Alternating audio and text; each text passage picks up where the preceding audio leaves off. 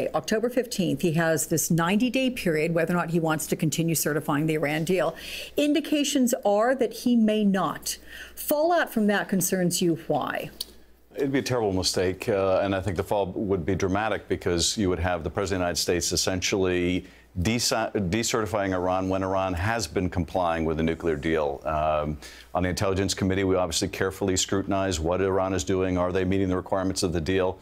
And I think everyone is in agreement that they have met the requirements of the deal. Now, they haven't stopped their other malevolent conduct in the region, but as far as the deal is concerned, they've been complying. So what's the grounds for decertification, apart from the president wanting to do whatever he can to erase the legacy of his predecessor?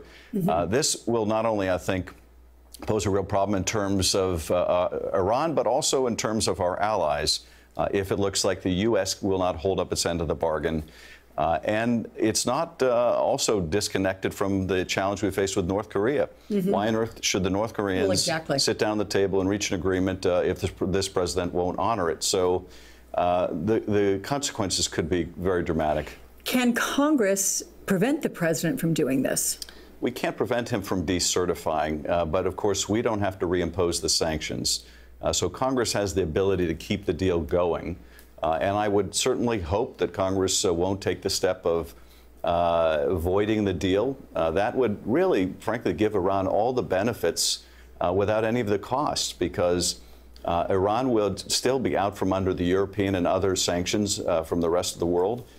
So its commerce would continue to increase, and it could restart, conceivably, its nuclear program. So that leaves us in the worst of all worlds. So, but if the president takes the step to decertify and then doesn't anticipate or expect to do anything with regard to sanctions, why do it? What does he gain from doing it? Well, that's a very good question, and I have to think he gains from some of his hardcore base following through on what he said about this being the worst deal, et cetera, et cetera. So he gets some political benefit, but at a great cost to his credibility, to what standing he has around the world, which has already, I think, suffered tremendously.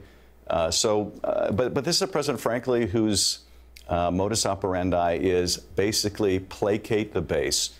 Those same people that show up his rallies are the only people he's talking to. The only people, frankly, that give him the reinforcement, hey, you're doing a great job. And they will love this, potentially, the people that show up at his rallies.